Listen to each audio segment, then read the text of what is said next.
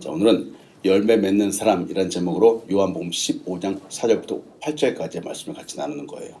하나님, 오늘도 이 귀한 말씀으로 은혜를 나눕니다. 아버지, 이 말씀이 우리의 마음판에 새겨지게 인도하시고 이 말씀 따라서 우리의 삶에 풍성한 성령의 열매 맺는 사람들 될 수 있도록 인도하여 주시옵소서. 부족한 영혼 감춰주시고 하나님의 영광만이 드러나게 인도하여 주시옵소서. 예수님의 이름으로 기도합니다. 아멘. 할렐루야. 아멘. 오늘 귀한 예배 오신 여러분 주님의 이름으로 환영합니다. 오늘부터 우리는 성령의 열매에 대해서 함께 볼 것입니다. 저는 믿음, 바로 예수 그를 구주로 믿고 나서 신앙생활하면서 깜짝 놀랍니다. 왜 놀라는가? 제가 만나는 사람 중에는 가끔 성격이 아주 고약한 분이 있습니다. 여러분 상상이 되시죠? 예. 근데 그 고약했던 분이 글쎄 얼마 전에 교회에 나가기 시작했다는 겁니다. 그분 성격이 장난이 아니거든요. 그분은 도저히 그럴 것 같지 않아 보였는데 주의되면 예배드리러 간다는 겁니다. 저는 깜짝 놀랐습니다. 그런데 저는 또 깜짝 놀랐습니다. 뭐냐? 제가 만나는 사람 중에는 예수 믿은 지 수십 년이 된 분들도 있습니다. 어떤 한 분은 그분은 자기의 입으로 예수 믿은 지 40년이 됐다라고 간증을 하는 거예요. 간증을 하는데 딱 들어보니까 그분의 말이며 행동이며 모습이 세상 사람과 똑같은 거예요. 제가 그분을 딱 보면서 저분이 예수 믿는 사람 맞나? 이런 의심이 들 정도였습니다. 그래서 저는 또 깜짝 놀랐습니다. 절대 변할 것 같지 않았던 사람이 예수 믿고 변화되어서 매주일마다 예배 드리러 간다는 사실 놀랍습니다. 또 꼭 변화되어야 되는데 그렇게 생각했던 사람이 결코 변하지 않았던 그 모습을 보면서 저는 또 깜짝 놀랍니다. 사실 과거에는 제 나름대로 생각을 많이 했어요. 믿는 건 믿는 거고 뭐 개인의 성품이나 성격은 뭐 그다지 변화도 없고 뭐 이럴 수 있다라고 생각을 했어요.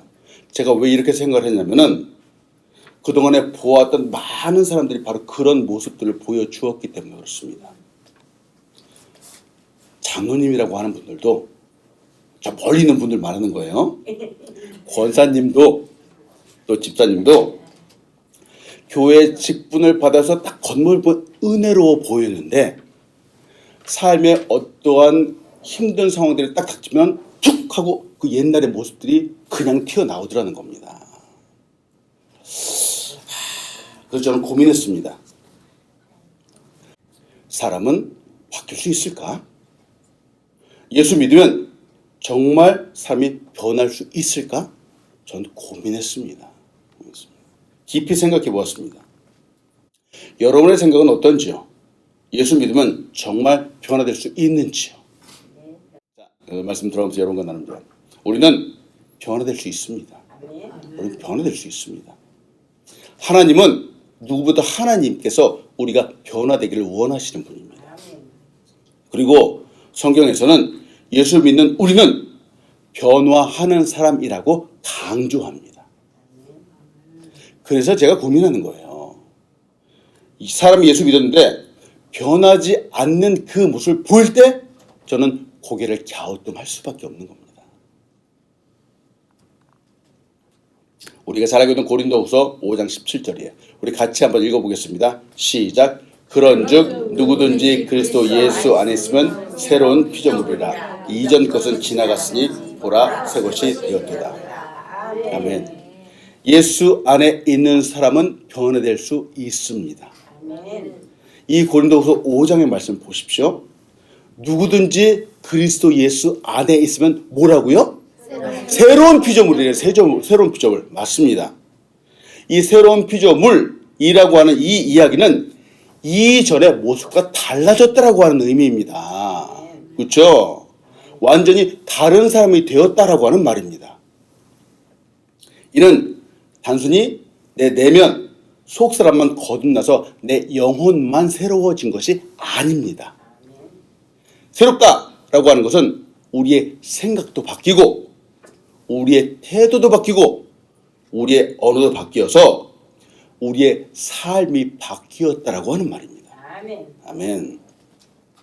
그래서 여기서 말하는 새로운 피조물이라고 하는 것은 결국은 우리의 전 존재가 변화되었다라고 하는 거예요. 아멘. 예수 믿는 우리는 변화할 수 있습니다. 아멘. 아니, 사실은 이미 변화되었습니다. 아멘. 아멘. 내 안에 나와 함께 성령님이 거하세요. 그런데 내 안에 거하시는 하나님께서, 성령님께서 역사하여 주시죠. 어떻게 하면 이 세상적인 생각을 할 때 계속해서 나에게 말씀해 주시는 거예요. 나쁜 생각을 할 때마다 이거 옳지 않은 일인데 하고 우리는 은유적인 생각을 하게 됩니다. 예수 믿은 이후로부터 나타나는 변화 중에 하나예요. 나쁜 말을 할 때가 있죠. 나쁜 말을 할 때에도 이거 상처 주는 말인데 이거 좋지 않은 말인데 하고 생각하게 됩니다. 그리고 혹시 했더라도 나중에 양심에 찔려서 회개하게 됩니다. 나쁜 행동을 하게 될 때 내 안에서 수없이 갈등을 하게 되어 있습니다. 여러분, 이게 예수 믿는 사람의 모습이에요. 에베소 4장 21절로 24절이에요. 너희는 유혹의 욕심을 따라 썩어져가는 구습을 따르는 옛사람을 벗어버리고 오직 너희의 심령이 새롭게 되어 하나님을 따라 의와 진리의 거룩함으로 지으심을 받는 새 사람을 입으라. 이렇게 말씀하는 거예요. 벗어버리라는 거, 옛사람 벗어버리라는 겁니다. 그리고 새 사람을 입으라는 거예요. 그래서 제가 놀라는 거예요. 기도 너무 잘합니다. 너무 열심히 해요. 봉사 똑소리 나게 합니다. 그런데 자기의 성격, 자기의 열심, 자기의 생각대로 하는 분이 있습니다. 그러다가 수틀리면은 삐지는 거예요. 막 화를 내는 겁니다. 나의 옛 자아가 죽지 않은 채 예수님을 따르기 때문에 그렇습니다. 바로 그거예요. 자기의 생각대로 예수님을 믿기 때문에 그렇습니다. 우리는 이미 새 사람이죠. 우리가 예수 믿기 시작했을 때 우리의 옛사람은 예수님과 함께 십자가에 못 박았습니다. 우리의 과거의 성품들은 이미 다 죽었습니다. 이제 우리는 내 안에서 예수님의 성품을 찾아보아야 됩니다. 그것이 바로 오늘부터 또 계속 말씀드린 성령의 9가지 성품의 열매예요. 사랑, 희락, 화평, 오래 참음, 자비, 양선, 충성, 온유, 절제. 앞으로 이 하나하나를 갖다가 자세하게 보기 원합니다.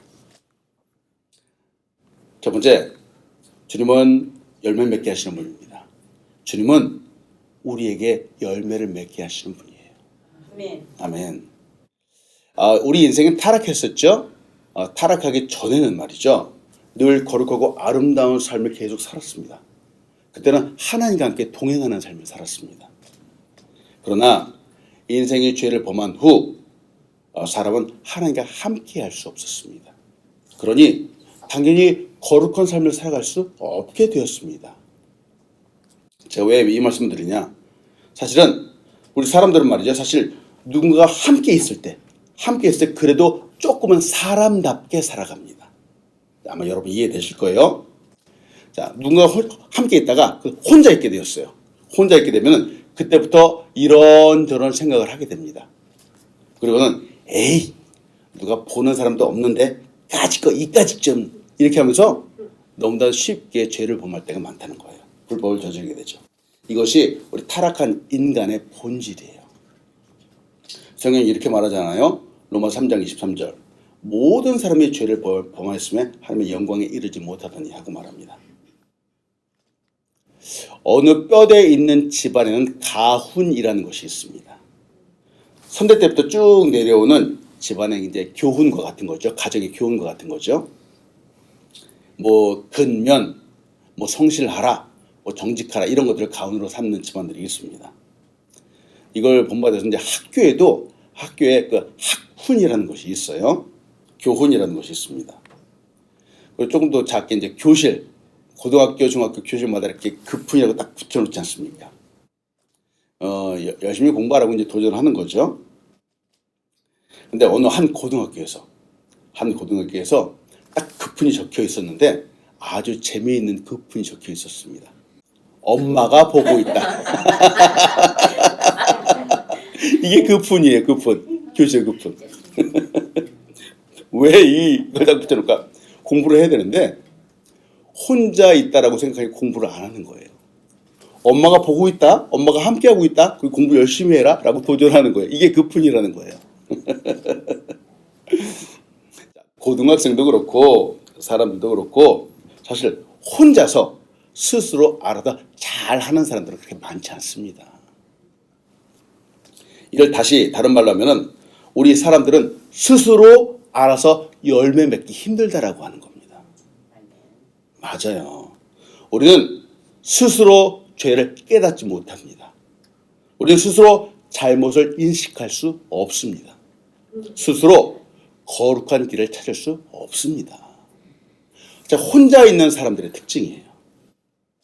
스스로 거룩한 성품의 열매를 맺을 수 없다라고 하는 겁니다. 왜? 우리는 의인이 아니기 때문에 그렇습니다. 그런데 성경은 우리 고린도후서 말씀 보았죠? 성경에서는 우리 스스로 열매를 맺을 수 없는 우리가 이제 거룩한 열매를 맺을 수 있다라고 우리에게 말하는 겁니다. 아멘. 앞에서도 보았지만 우리가 새로운 피조물이라고 말합니다. 또 우리에게 새 사람을 입으라 라고 도전을 하고 있습니다. 우리에게 다른 삶, 거룩한 삶을 살라고 말하는 거죠. 때문에 다시 생각해 봅니다. 이렇게 새로운 피조물이라면은, 이렇게 새 사람을 입은 사람이라면은 이제는 죄를 짓는 것이 너무 어려워지는 겁니다. 많은 그리스도인들이 말합니다. 아유, 목사님 세상 살기 얼마나 어려운지 아세요? 이 세상에서 죄 안 짓고 살아가는 것이 어디 쉬운 줄 압니까? 이렇게 말하는 분들이 있어요. 어떻게 공감되세요? 근데 여러분 아닙니다. 진짜 그리스도인이라면은 죄를 짓고 살기가 너무 어렵습니다. 요한일서 3장 9절로 10절이에요. 하나님께로부터 난 자마다 죄를 짓지 아니하나니 이는 하나님의 씨가 그의 속에 거함이요 그도 범죄하지 못하는 것은 하나님께로부터 맞음이라. 이러므로 하나님의 자녀들과 마귀의 자녀들이 드러나나니 무릇 의를 행하지 아니하는 자나 또는 그 형제를 사랑하지 아니하는 자는 하나님께 속하지 아니하니라. 하나님께로부터 난 자마다 어떻게 한다고요? 죄를 짓지 않는답니다. 맞습니다. 세상이 힘들죠. 그래서 그리스도인들이 세상이 힘들어서 다른 사람들은 죄를 짓는데 죄를 짓지 않기 때문에 도리어 이 세상에 빛나게 되는 겁니다. 이게 우리가 이 땅 가운데 살아가는 사명이에요. 여기 요한일서 9장에서도 말하잖아요. 하나님의 씨가 바로 그 안에 있대요. 이 하나님의 씨라고 하는 건 바로 하나님을 말하는 거예요. 우리 안에 하나님이 거하십니다. 성령님이 함께 하십니다. 바로 그걸 말하는 거예요. 이렇게 하나님이 그 안에 거주하시는 사람은 죄를 짓지 않는다라고 말합니다. 범죄하지 않는답니다. 자, 앞에서 그 봤어요. 누군가가 나와 함께 할 때 그때는 나의 행동거지나 우리의 언어가 그래도 바르게 하려고 합니다. 엄마가 보고 있다라고 하는 급훈이 있을 때 아이들이 그래도 조금 더 공부한다라고 하는 거예요. 하나님이 나와 함께 하신다라는 것을 믿게 된다면은 이 사실을 늘 인식하게 된다면은 우리의 매일매일은 달라집니다. 달라집니다. 여러분 욕심 생길 수 있습니다. 그리스도인들도 욕심 생길 수 있습니다. 더 잘하고자 하는 마음 이거 나쁜 거 아닙니다. 그런데 이 욕심이 지나쳐서 수단과 방법을 가리지 않게 되면 그때는 죄악이 되는 거예요. 그때는 죄악이 되는 거예요. 이때는 나쁩니다. 그리스도인들은 이렇게 욕심이 생겨도 욕심 부리지 않으며 도둑질하지 않으며 억지로 빼앗지 않습니다. 이게 그리스도인이에요. 음란한 생각 들 수 있습니다. 하지만 이때 그리스도인은 하나님과 함께 거하는 사람은 눈을 감게 되고 고개를 돌리게 되고 몸을 돌려서 거기서 빠져나오는 겁니다. 여러분 요셉 생각해봐요. 요셉은 보디발이죠. 보디발의 집에 그 종으로 살았죠. 근데 보디발의 아내가 매일같이 유혹하는 거예요. 나랑 같이 자자. 나랑 같이 매일같이 유혹을 하는 거예요. 이때 요셉이 어떻게 했죠? 도망갔습니다. 맞습니다. 도망갔습니다. 요셉은 그 유혹에 넘어가지 않았습니다. 자, 이 말을 다른 말로 하면은 죄를 짓는 것이 너무 어려웠다라고 하는 거예요. 요한복음 15장 1절로 4절이에요. 나는 참 포도나무요 내 아버지는 농부라. 무릇 내게 붙어있어 열매를 맺지 아니하는 가지는 아버지께서 그를 제거해 버리시고 무릇 열매를 맺는 가지는 더 열매를 맺게 하여 그것을 깨끗하게 하시라. 너희는 내가 일러준 말로 이미 깨끗하였으니 내 안에 거하라. 나도 너희 안에 거하리라. 가지가 포도나무에 붙어있지 아니하면 스스로 열매를 맺을 수 없음같이 너희도 내 안에 있자면 그러하리라. 자, 여기서 보면은 우리 주님은 참 포도나무입니다. 하나님 아버지께서 농부이십니다. 여기서 말하는 열매, 이 포도송이는 바로 나무가 맺는 겁니다. 농부는 열심히 땅을 일궈주죠. 거름도 주고 가지도 쳐줍니다. 농사를 지어주죠. 그러면 바로 나무가 열매를 맺습니다. 열매를 맺게 하는 것은 바로 나무가 된 주님이 하시는 거예요. 주님께서 분명히 확실하게 말씀하십니다. 자, 그러면 이 열매를 나무가 맺게 하는데 과연 이 과정은 어떻게 되는가? 어떻게 하면 열매를 맺게 하는가? 바로 두 번째 여러분이 나누는 거예요. 주 안에 거하는 사람은 열매를 맺습니다. 바로 이게 핵심이에요. 열매를 맺으면 어떻게 해야 되는가? 주 안에 거해야 되는 거예요. 열매를 많이 맺는 비결은 내가 주님 안에, 그리고 주님이 나의 안에 거하시는 겁니다. 그러면 열매를 맺습니다. 이 말은 나무와 연결되어 있는 가지에 열매가 맺힌다라고 하는 거예요. 자, 요한복음 15장 5절로 6절이에요. 나는 포도나무에 너희는 가지라. 그가 내 안에 내가 그 안에 거하면 사람이 열매를 많이 맺나니 나를 떠나서는 너희가 아무것도 할 수 없음이라. 사람이 내 안에 거하지 아니하면 가지처럼 밖에 버려져 마르나니 사람들이 그것을 모아다가 불에 던져 사르느니라 말합니다. 자, 여기 포도나무가 있습니다. 그리고 분명히 가지가 있죠. 자세히 보면은 열매는 가지에서 맺히는 것인데 그 열매면 가지가 어디에 붙어 있다고요? 나무에 붙어 있어야 되는 거예요. 가지는 나무에서 떨어져서는 스스로 열매를 맺을 수가 없습니다. 그렇겠죠. 열매를 맺는 것은 가지의 힘이 아니라 나무의 힘입니다. 나무의 힘입니다. 5절에서 나를 떠나서는 너희가 아무것도 할 수 없음이라 라고 말합니다. 우리가 주님을 떠나서는 아무것도 할 수 없다는 거예요. 아멘. 근데 사람들이 여기에서 오해가 생기는 겁니다. 제가 앞에서 제가 사람들을 보면서 놀란다라고 말씀드렸죠. 누구는 절대로 변하지 않을 것 같았던 분이 변화되어서 놀라는 거예요. 또 누구는 꼭 변해야만 된다고 생각하는 분이 하나도 변하지 않아서 놀라는 거예요. 근데 여러분, 안 변하는 사람의 특징이 있습니다. 안 변하는 사람의 특징. 이런 분들은 예수를 믿기는 믿는데 잘 믿지 않습니다. 변하지 않아요. 왜 안 변하는가? 안 변하는 사람의 특징을 말씀드릴게요. 이 마음속에 나는 절대로 안 변할 거야 라고 이 마음을 딱 갖고 있어요. 이분들 안 변해요. 안 변해요. 절대로 변하지 않을 거라고 굳게 믿고 있습니다. 왜 그러냐? 예수 믿는다고 하는데 이분이 하는 말은 이거예요. 송충이는 솔잎을 먹고 살아야 됩니다. 이렇게 말하는 거예요. 들어보셨죠? 네. 이 있는 성질 그대로 살아야 된다는 거예요. 그러면서 주장하는 게 사람이 갑자기 변하면 죽어요. 그러는 거예요. 그러면서 안 변하겠다는 겁니다. 이런 분들은 안 변해요. 안 변해요.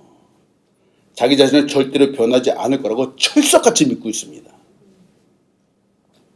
자, 여러분들은 변하지 않는 것도 문제인데 문제는 이런 분들은 또 다른 사람을 향해서 왜 변하지 않느냐고 지적합니다.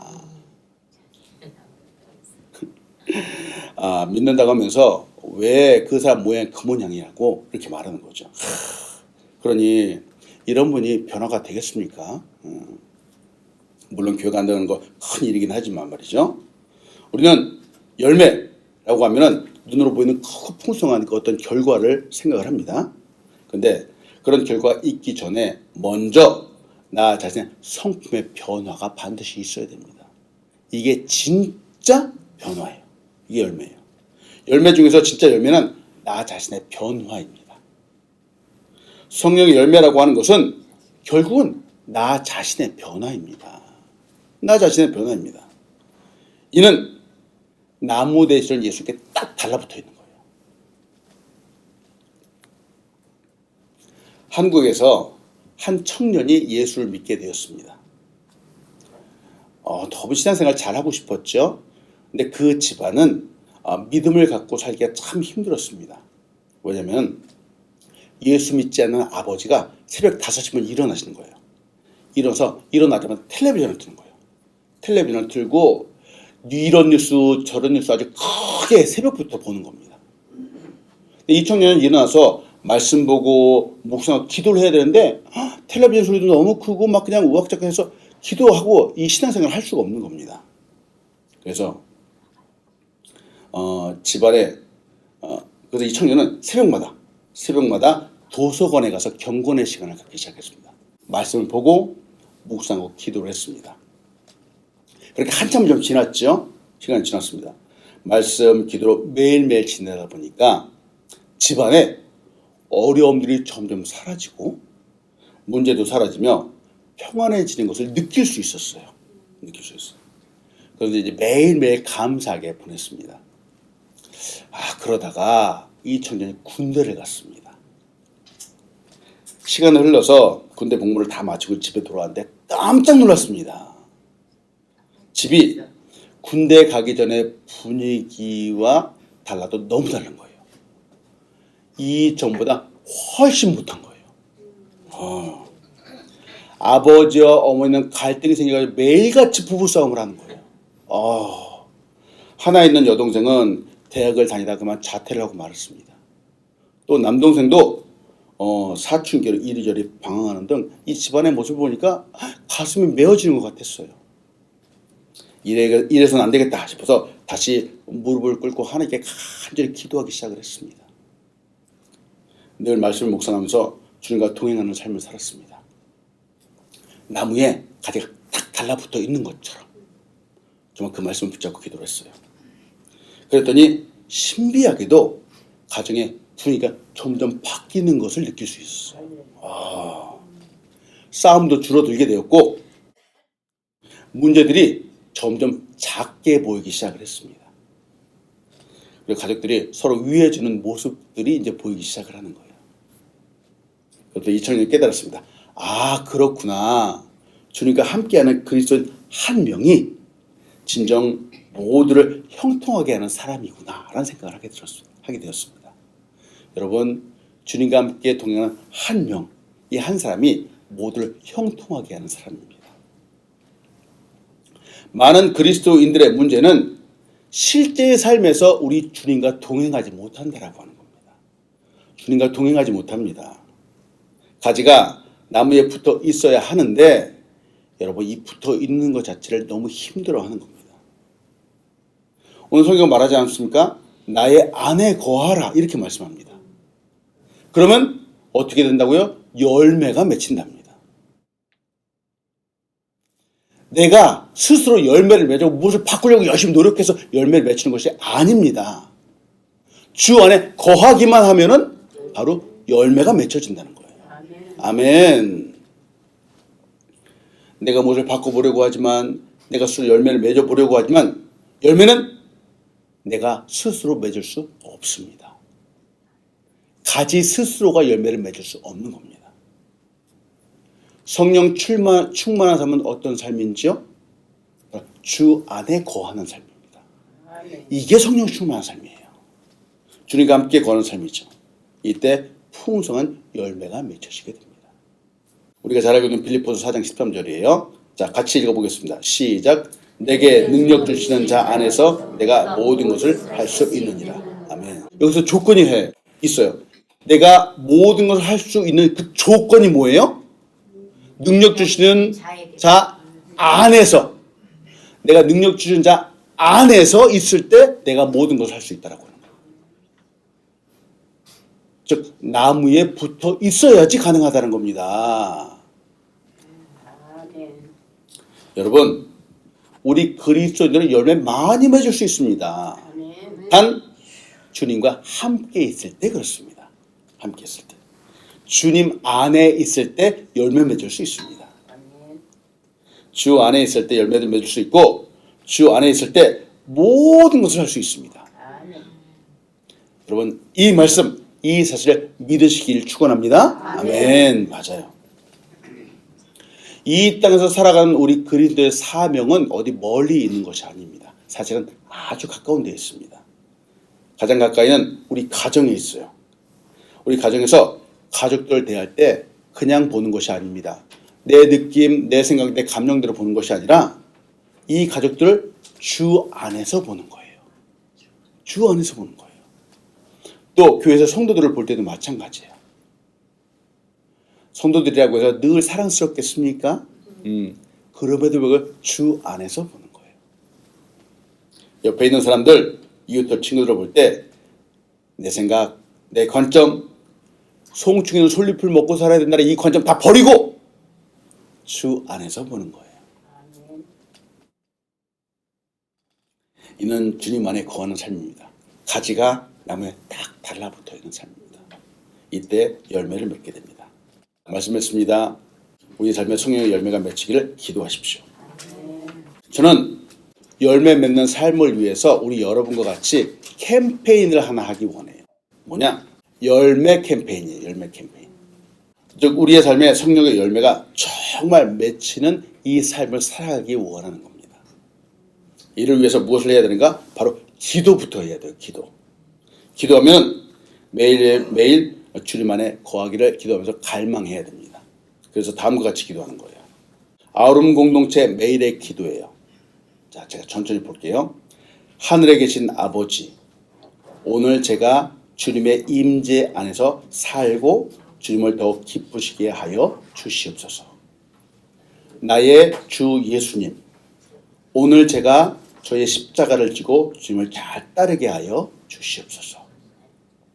제 안에 계신 성령님, 오늘 성령의 충만함으로 채워주시고 성령의 열매, 사랑과 희락과 화평과 오래 참과 자비와 양성과 충성과 온유와 절제가 저의 삶 속에서 잘 익어갈 수 있도록 도와주시옵소서. 예수님의 이름으로 기도합니다. 아멘. 우리 주보를 한번 펴보십시오. 주보에 이 기도를 실어놨어요. 안에, 주보 안쪽에. 아마 여러분 매일매일 기도하실 거예요. 자, 근데 아침에 일어나시자마자 이 기도를 가장 처음에 하는 거예요. 이걸 처음에 하고 나서 그 다음에 내 기도를 하는 거예요. 여러분의 개인의 기도를 하는 거예요. 자, 이 기도는 성령의 충만함을 간구하는 기도예요. 정말 열매를 맺게 해달라는 기도예요. 가장 처음에 하세요. 처음에 이 기도를 가장 먼저 들으시고 그 다음에 여러분 개개인의 기도 제목을 드리세요. 하나님이 기뻐하시는 일은 우리가 예수님 안에 거하는 일입니다. 그렇겠죠? 우리가 성령의 충만함으로 열매를 맺어가는 일입니다. 그 열매는 세상적으로 성공하고 잘 되는 것이 아닐 수 있습니다. 그 열매의 처음은 바로 나의 성품의 변화입니다. 결국 예수님을 닮아가는 것이죠. 여러분, 이제 성령을 충만하여 매일매일 성령 하나님과 함께 동행하면서 우리의 삶 가운데 놀라운 역사가 나타나는 우리 한 사람 한 사람 되기를 이제 축원합니다. 아멘. 기도하겠습니다. 하나님, 오늘도 우리 귀한 사람들과 말씀을 보았습니다. 열매 맺는 삶, 우리가 무엇이냐 한번 보았습니다. 이제 우리의 삶 가운데 매일 기도하면서 매일 나무 되시는 주님과 함께하면서 열매 맺는 삶을 살아가는 우리 한 사람 한 사람 될 수 있도록 인도하여 주시옵소서. 우리의 발걸음마다 동행하여 주시고 우리를 꼭 붙잡아 주시옵소서. 늘 주님 안에 거할 수 있도록 우리를 이끌어 주시옵소서. 예수님의 이름으로 기도합니다. 아멘.